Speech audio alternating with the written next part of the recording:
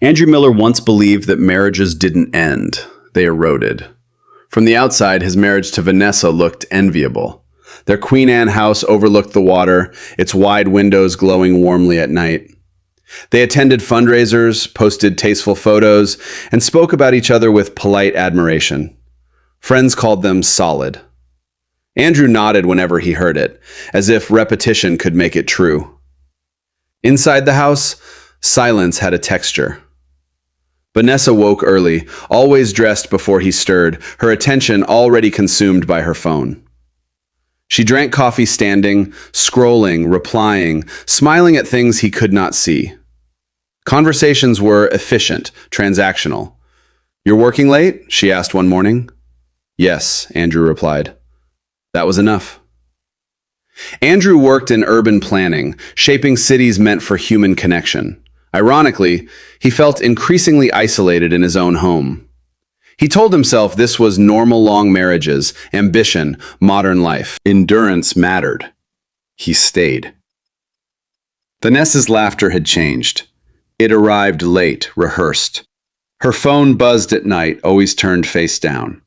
When Andrew reached for her in bed, she shifted away, subtly but decisively. The truth arrived on a Thursday afternoon. Vanessa's laptop sat open on the kitchen counter. Andrew was looking for a charger when a message appeared. "Last night felt unreal. I wish you were here right now." The sender's name was Ryan. Andrew read everything. He didn't shake. He didn't curse. He simply understood. That evening, when Vanessa walked in, Andrew sat at the table. "Who is Ryan Caldwell?" he asked. She froze, then exhaled and laughed. It was small, nervous, but unmistakable. Andrew felt something detach inside him.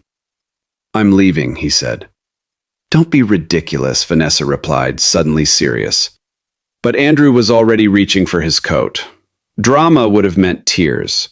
This was colder than that. He stepped into the rain, unaware that years later, this silence would return. Only this time, it would belong to her. Andrew didn't discover the affair because he was suspicious. He discovered it because Vanessa had stopped being careful. It was a quiet Thursday afternoon in early November. The kind Seattle specialized in low clouds pressing down on the city, the light dim even before sunset. Andrew had come home earlier than usual, a meeting canceled last minute. He expected the house to be empty. Vanessa was supposed to be at a branding workshop downtown, one of those half-day events she attended with mechanical enthusiasm. Her laptop was on the kitchen island. That alone was unusual. Vanessa treated her devices like extensions of her body. Phone, tablet, laptop, nothing was ever left unattended. Andrew noticed it the way you notice a chair move slightly out of place. A detail, a disturbance. He didn't touch it at first. He poured himself a glass of water, leaned against the counter, stared out the window. The sound was barely visible through the fog. His phone buzzed an automated email from work. Then the laptop chimed. A message notification bloomed across the screen. "I still feel your hands. Last night was a mistake we both don't regret." Andrew froze. For a second, his mind tried to protect him. Maybe a client. Maybe a joke taken out of context. Vanessa worked in communications. Intimacy was part of language, right? Then another message appeared. "I'll clear my schedule next week. Tell him you're traveling." The word him sat there, bold in its implication. Andrew stepped closer. The screen was warm, still awake. He told himself once that opening it would change everything. That he could walk away, wait, pretend this moment hadn't happened. Instead, he sat down. The conversation unfolded with devastating clarity. Months, not days. Hotels, inside jokes, photos taken in mirrors he didn't recognize. Vanessa's language was different here, looser, sharper, alive in a way Andrew hadn't felt directed at him in years. The man's name was Ryan Caldwell. Andrew didn't know him, but the profile photo told a story quickly. Confident smile, tailored jacket, the kind of man who believed in momentum. The messages confirmed it. Ryan wrote like someone used to being wanted. Vanessa responded like someone who enjoyed being seen. Andrew closed the laptop gently, as if loud movement might shatter him. He sat there for a long time, hands resting flat on the counter, breathing evenly. He noticed absurd details, the hum of the refrigerator, the faint smell of coffee grounds, the ticking clock above the sink. When Vanessa came home, it was nearly dark. She walked in talking, already mid-sentence, still smiling at her phone. You wouldn't believe how disorganized that event was. Half the speakers... She stopped when she saw him. Andrew was seated at the table, jacket still on, hands folded. He looked calm. That unsettled her more than anger would have. "You're home early," she said. "Yes."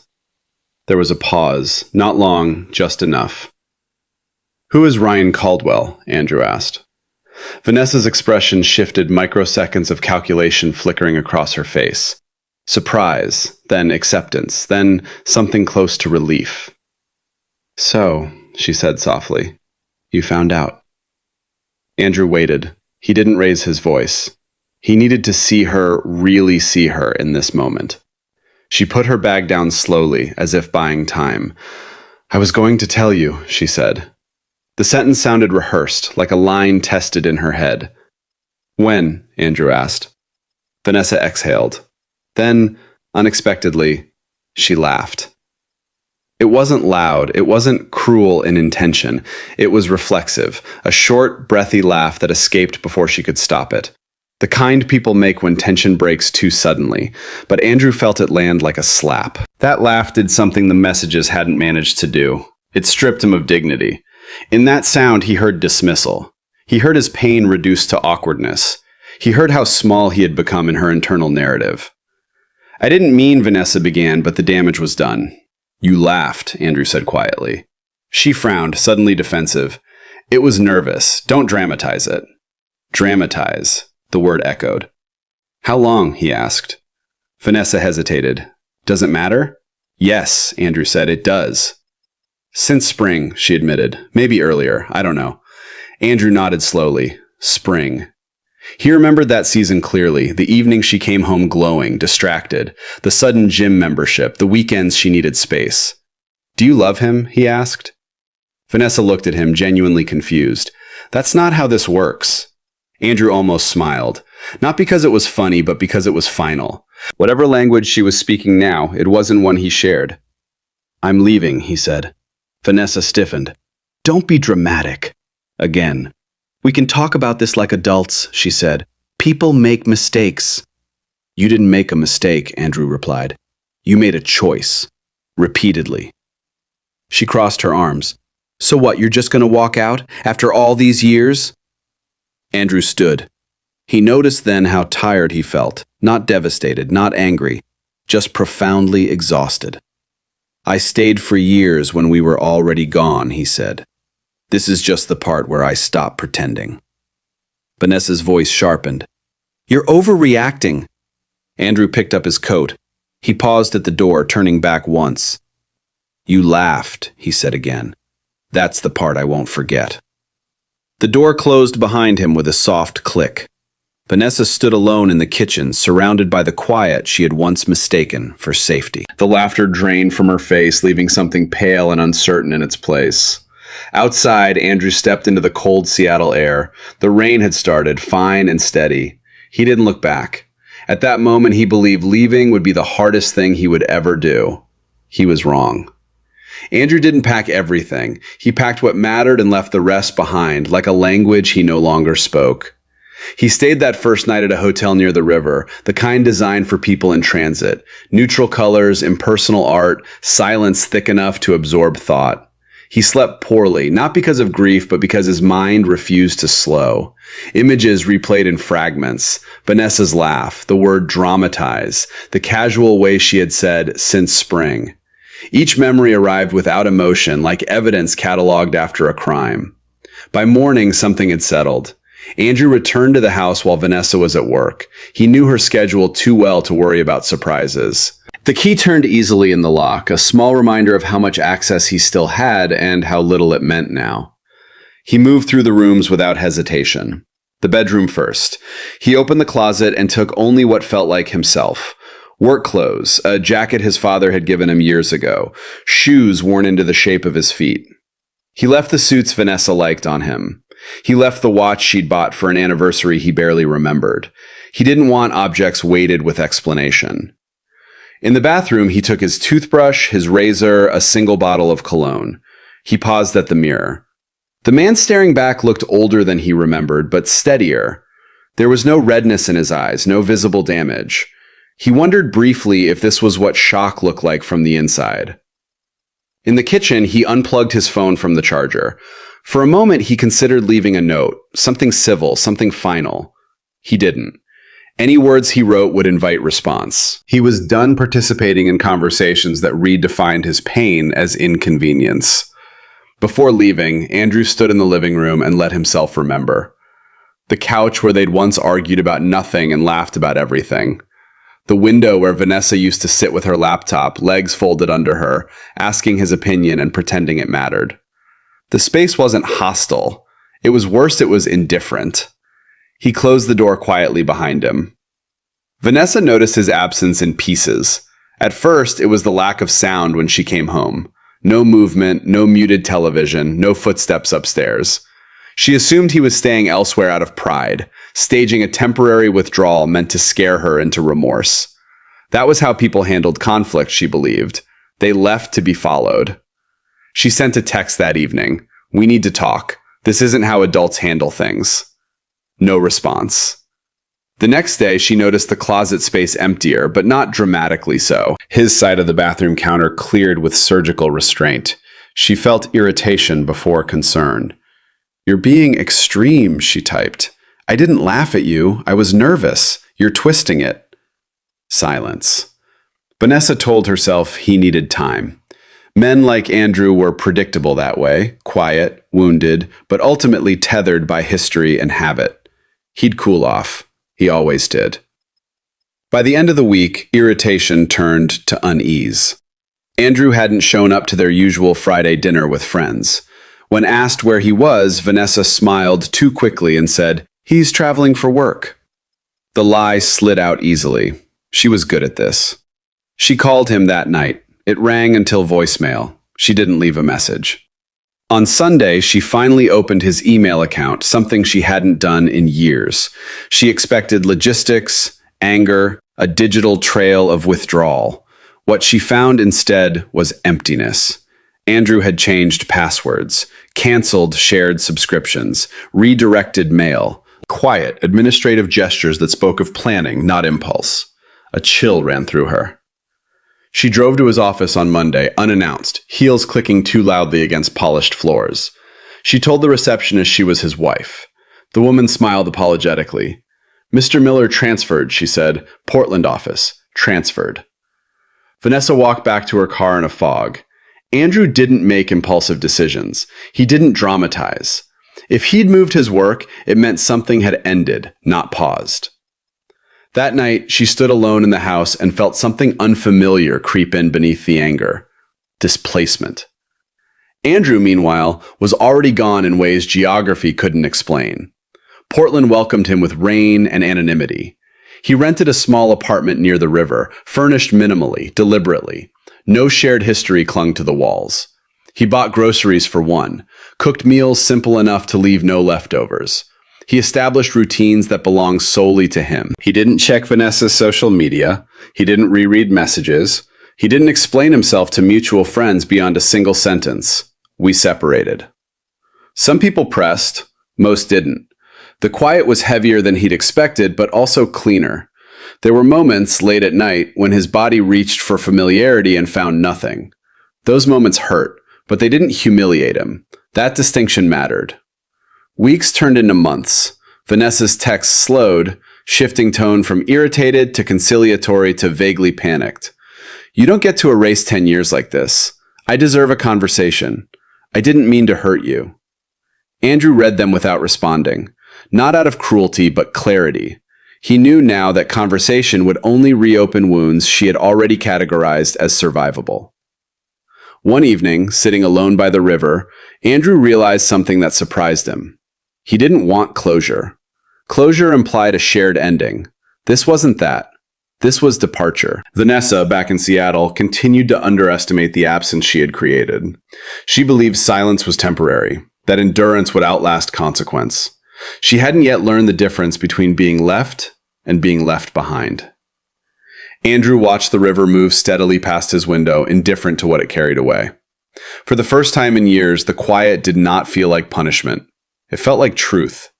Time did not heal Andrew Miller. It reorganized him.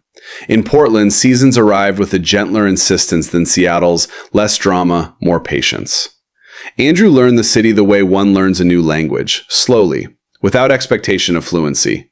He walked the same route along the river each morning, past the same coffee shop where the barista stopped asking his name after the third week.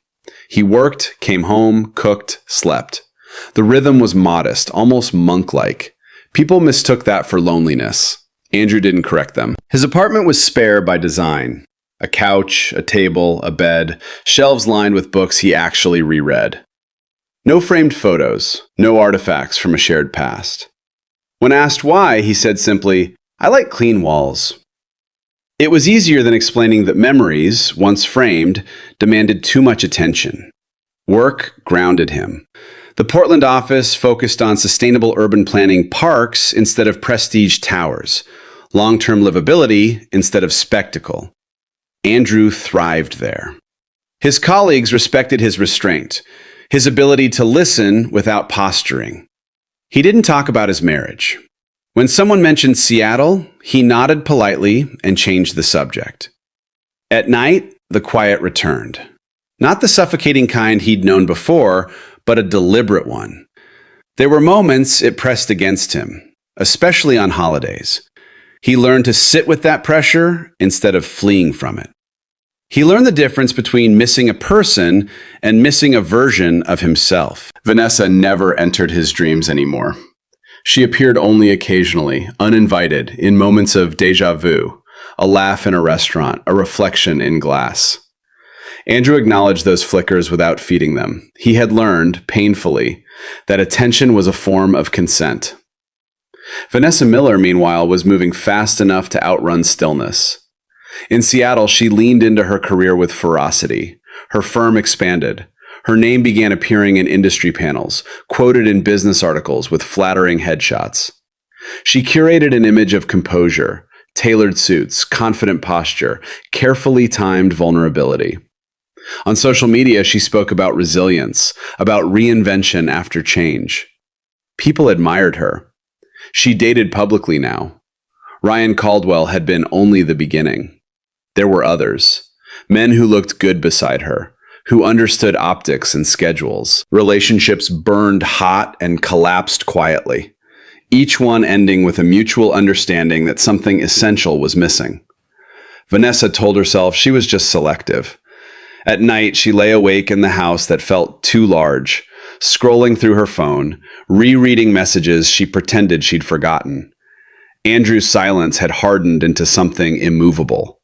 He never responded, not to apologies, not to explanations, not even to logistical questions she eventually resolved through lawyers. The final papers arrived without ceremony. She signed them with a steady hand and felt nothing. That scared her more than grief would have. As years passed, Vanessa noticed fractures forming beneath the surface of her momentum. The confidence she projected required increasing effort. She grew irritable with staff, impatient with friends. Small criticisms felt disproportionate, like attacks. She laughed too loudly at events, drank one glass too many without admitting it counted. At 39, then 40, then 41, age began to whisper. Quietly at first, fine lines she overcorrected with lighting, a stiffness in the mornings she blamed on stress. The city remained young. She did not. She avoided Portland, avoided any mention of Andrew's name. When friends asked about him, she deflected with humor. "We grew apart," she said, as if distance were an act of nature. Some nights, alone in the kitchen, she replayed the moment she laughed. She tried to remember what she'd felt then. Relief? Nerves? Superiority? What she couldn't escape was what she felt now. Instability. Andrew, by contrast, felt something unfamiliar blooming. Not happiness exactly, but alignment. He joined a small climbing gym, volunteered once a month with a community housing project, learned to cook better, not impressively, but attentively. Meals became rituals instead of negotiations. There was a woman briefly. Her name was Claire. She taught high school English and spoke carefully, like someone accustomed to being misunderstood. They spent time together without urgency, walks, coffee, shared silence. When she asked about his past, Andrew told her the truth without embellishment. She listened. She didn't flinch. When the relationship ended gently, without injury, Andrew noticed something important. He didn't feel broken. Loss no longer confirmed a flaw in him. It was simply an ending. That realization stayed. Vanessa, on the other hand, mistook motion for progress. She moved apartments, changed hairstyles, took on international clients. Each shift felt promising for a moment, then hollow. Her calendar was full. Her life felt thin. One evening, after a charity gala where she'd been praised excessively and known intimately by no one, Vanessa stood alone in her bathroom and stared at herself in the mirror. "You won," she whispered. The reflection didn't respond. Somewhere between Portland rain and Seattle lights, Andrew and Vanessa were becoming strangers not just to each other, but to the people they once were. Andrew accepted that transformation without romance. Vanessa resisted it with everything she had. Neither of them knew yet that time, having separated them so cleanly, was quietly arranging their paths toward a collision neither could prevent. Not out of fate, but consequence. Vanessa Miller had always believed that momentum could substitute for certainty. If she kept moving upward, forward, visibly successful, no one would question what she refused to examine herself. Ryan Caldwell had fit into that belief perfectly at first. He was still charming in public, still polished in rooms that rewarded confidence. Their relationship, rekindled quietly after her divorce papers were finalized, made sense on paper. They understood each other's schedules, the choreography of ambition, the unspoken rule that intimacy should never interfere with image. But something had shifted. Ryan noticed it before Vanessa did. Or maybe he noticed it and chose not to name it until it became impossible to ignore. She grew sharper with him, more critical, less patient with the small flaws she'd once brushed aside. When he arrived late, she cataloged it. When he forgot details, she corrected him publicly. When he asked where they were going really, she deflected with jokes that landed like dismissals. "You're distracted lately," Ryan said one night, halfway through a dinner neither of them was enjoying. Vanessa smiled automatically. "I'm busy, you knew that." "I knew you were ambitious," he replied, "not unreachable." The word lingered between them. Ryan had never asked much of her emotionally, and that had once felt like relief. Now it felt like exposure. Without conflict to hide behind, Vanessa was forced to confront the emptiness she kept dragging into every room. They argued more often, quietly, behind closed doors, voices controlled but sharp. Ryan accused her of being elsewhere even when she was present. Vanessa accused him of insecurity, of wanting reassurance she didn't have the energy to provide. "You don't actually want me," he said once, tired rather than angry. "You want how I look beside you." She didn't deny it fast enough. The end came without spectacle. Ryan moved out while Vanessa was on a business trip. No fight, no dramatic exit, just the text when she landed. "This isn't working. I think you know that." She stared at the message longer than necessary, waiting for anger to arrive. It didn't. What came instead was something colder and far more unsettling. Recognition. At 42, Vanessa found herself alone again, this time without the illusion of youth or novelty to soften it. Her career was peaking, but the cost of maintaining that peak was rising. Younger colleagues watched her closely, learning what to emulate and what to replace. Compliments carried undertones now. Praise was followed by reminders of relevance. At events, people still asked about her personal life, but the questions had changed. "Are you seeing anyone seriously? Do you think you'll ever slow down? You don't look 42 at all." She laughed when appropriate. She always knew when it was appropriate. Online, the comments were kinder but more dangerous. Women praised her independence. Men admired her confidence. She posted carefully curated reflections about resilience, about growth after heartbreak. Each post was met with engagement and followed by an emptiness no metric could measure. Late at night, she found herself revisiting memories she'd once dismissed as irrelevant. Andrew at the kitchen table, calm in a way she'd mistaken for weakness. Andrew's voice when he said, "You laughed." The quiet click of the door as he left. She told herself again that it had been nerves, that laughter meant nothing, that people overinterpreted moments when they were hurt. But the memory refused to stay small. Her body began betraying her confidence. Sleep came unevenly. Mornings felt heavier. She stared at herself in mirrors longer than before, adjusting lighting, posture, expression, trying to recognize the woman looking back. At a charity gala one evening, Vanessa froze mid-conversation when she overheard two younger consultants speaking nearby. "She's impressive," one said. "Yeah," the other replied, "but intense. I wouldn't want her life." The words weren't cruel, they were casual. That was worse. Vanessa smiled through the rest of the evening, accepted praise, delivered her remarks flawlessly. She was applauded, photographed, remembered. And yet, driving home alone, she felt the first real crack split open inside her. Not heartbreak. Regret. Not for Ryan, not even for the marriage itself. For the version of herself who had laughed instead of listening. For the assumption that Andrew would endure anything quietly. For believing that control was the same as power. She poured herself a drink she didn't want and stood by the window, city lights reflecting back at her like 1,000 watching eyes.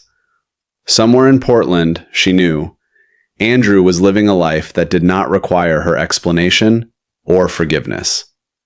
That realization pressed on her chest with unfamiliar weight. For the first time in years, Vanessa allowed herself to cry.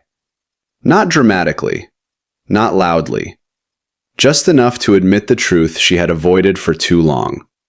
Success had not protected her. Distance had not erased consequence. And time, instead of dulling the past, had sharpened it. She wiped her face, straightened her shoulders, and told herself this was temporary, that she would adapt. She always did.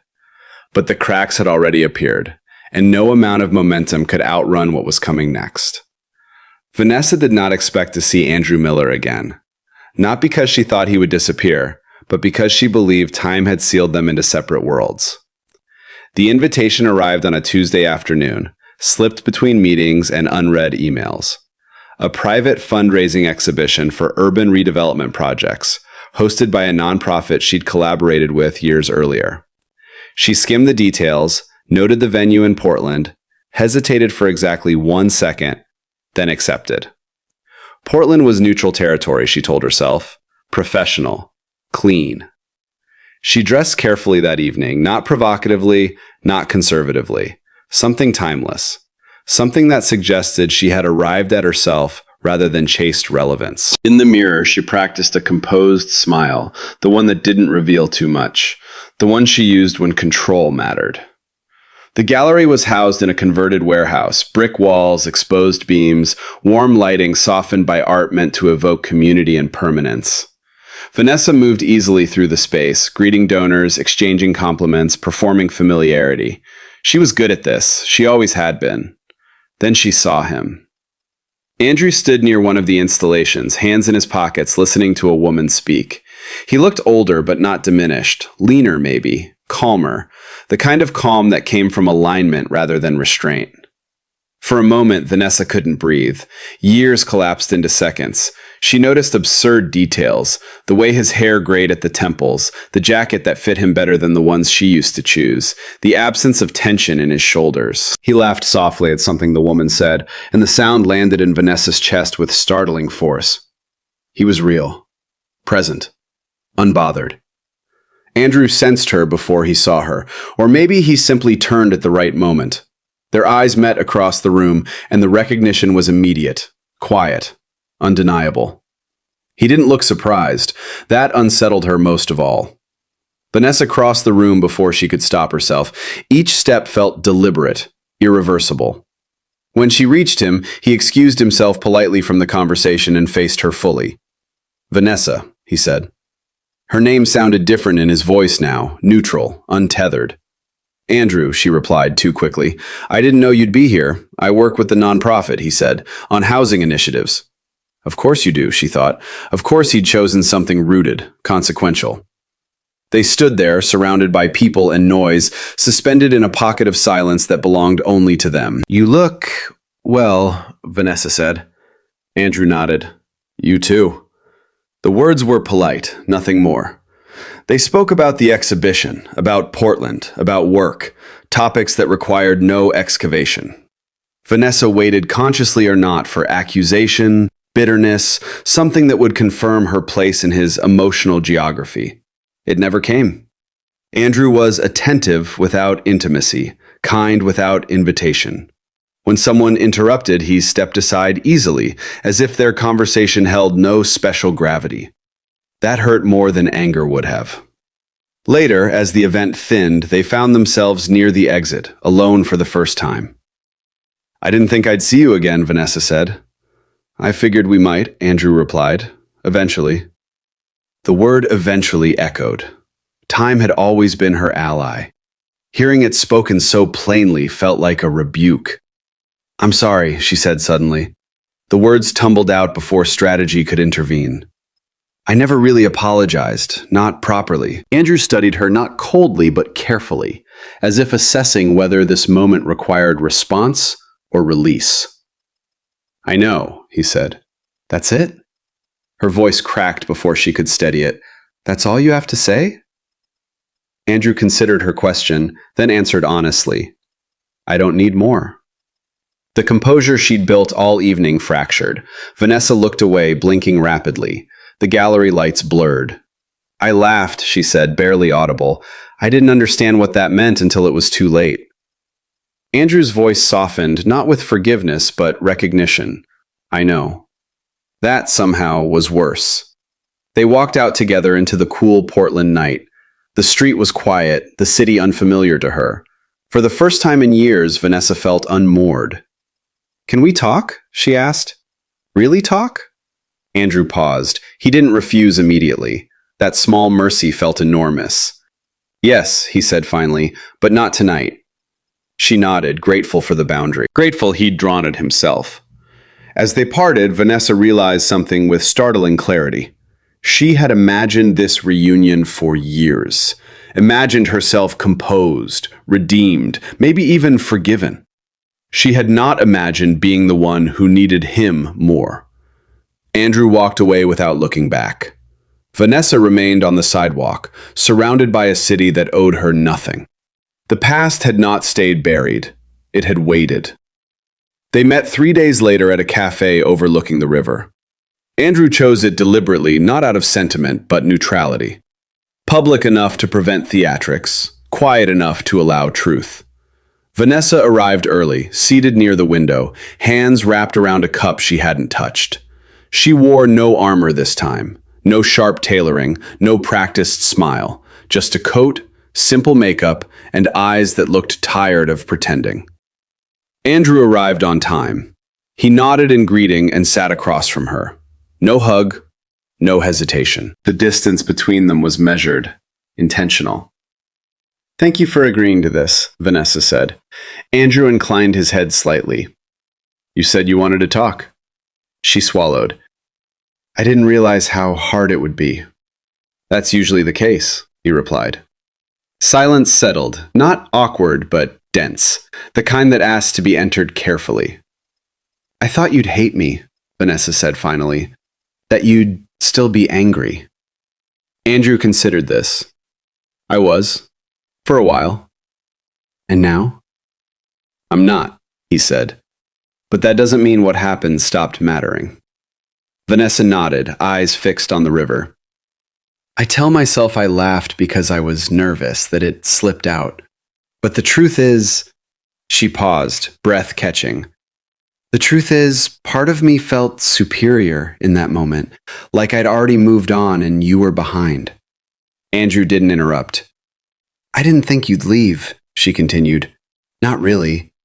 I thought you'd..." Absorb it. You always did. Andrew felt the words land not sharply, but truthfully. He'd known this. Hearing it confirmed did not reopen the wound. It explained it. I stayed longer than I should have, he said. Not because I was strong, because I was afraid of losing the version of myself who believed in us. Vanessa turned to him then, eyes wet. I destroyed that. Yes, Andrew said gently. You did. The honesty in his voice undid her. Tears slipped free, unrestrained, unperformed. She covered her face with one hand, embarrassed and exposed. I'm sorry, she whispered. I know it's late. I know it doesn't fix anything, but I need you to know I see it now. What I took, what I mocked. Andrew watched her quietly. He felt no triumph, no relief, only a steady clarity. I believe you, he said. Her head snapped up. Hope flickered dangerously fast. But believing you doesn't mean I can give you what you want, he continued. Vanessa's breath hitched. I don't want us back, she said quickly, too quickly. I want to know if you can forgive me. Andrew leaned back slightly, eyes thoughtful. People misunderstand forgiveness, he said. They think it's reconciliation or absolution. And it's not? She asked. No, he replied. It's release. And I already did that for myself. The words sank slowly. You forgave me, Vanessa said. Yes. Her voice trembled. Then why does this still hurt so much? Because forgiveness doesn't erase consequence, Andrew said. It just means I don't carry it with me anymore. She stared at him, realization dawning in painful clarity. You moved on, she said. I moved forward, he corrected. There's a difference.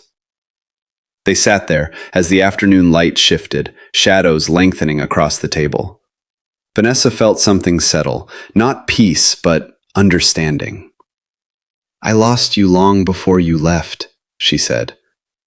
Andrew nodded. And I left long after I should have. She let out a quiet, broken laugh. Not the careless one from years ago. This one carried weight. I thought strength was control, she said. I thought winning meant not needing anyone. Andrew stood, signaling the conversation's end. Needing someone isn't weakness, he said. But needing them to suffer so you can feel powerful, that is. Vanessa flinched. She deserved to. They walked out together, then stopped at the corner where their paths diverged. I hope you're happy, she said. Andrew met her gaze. I hope you learn to be. He turned and walked away. Vanessa remained where she was, tears falling freely now, not because she'd lost him again, but because she finally understood when she had lost him the first time. Some apologies arrive too late, and some truths arrive exactly when they must. Andrew did not look back as he walked away. He felt the impulse familiar, reflexive, but let it pass. Some habits belonged to old versions of himself. This one, he knew, would only reopen a door that had already closed with care. The city absorbed him quickly. Portland at dusk was understated, almost apologetic in its beauty. Streetlights flickered on without ceremony. People passed with groceries, headphones, small conversations that didn't require explanation. Andrew crossed the bridge and felt the steady rhythm of his steps return, grounding him in a present that no longer argued with the past. He didn't feel light. He felt complete. In the days that followed, Andrew noticed the quiet differently. It no longer carried tension or vigilance. It was simply space earned, maintained. He returned to his routines without disruption. Morning walks, work meetings where his mind stayed focused, evenings spent cooking meals that didn't ask to be shared. There were moments unexpected, sharp when Vanessa's face surfaced. Not as longing, not as anger, as acknowledgement. A chapter he'd read fully, closed intentionally, and placed back on the shelf. Healing, he understood now, wasn't symmetry. It didn't demand that both people arrive at peace together. It allowed for imbalance. It allowed one person to stand still while the other was still learning how. Andrew had learned. Vanessa, meanwhile, did not leave the corner for a long time. She watched people pass without seeing them, the river moving steadily in her peripheral vision. Her chest ached not with the sharpness of fresh loss, but with the dull recognition of permanence. Andrew's words replayed without distortion, without the comforting haze of reinterpretation. Forgiveness doesn't erase consequence. For years, she had believed pain was negotiable, that with enough success, enough movement, enough reinvention, anything could be reframed. She had built a life around that belief and now stood inside its collapse. She returned to her hotel room and cried until exhaustion overtook her, not the restrained tears she allowed herself in mirrors. These were messy, disorganizing. They left her hollowed out. The next morning, she woke with swollen eyes and an unfamiliar stillness. No instinct to reach for her phone, no urge to perform resilience, just a quiet understanding that something fundamental had shifted. Back in Seattle, the city welcomed her with the same expectations it always had. Meetings resumed, invitations followed, compliments arrived on schedule. Vanessa fulfilled her roles flawlessly, but something had cracked beyond repair. She found herself listening more, speaking less, avoiding mirrors, declining events she once would have leveraged. People noticed. Not dramatically, just enough. "You okay?" someone asked one afternoon. Vanessa smiled, out of habit, then paused. "I'm learning," she said. It was the most honest answer she'd given in years.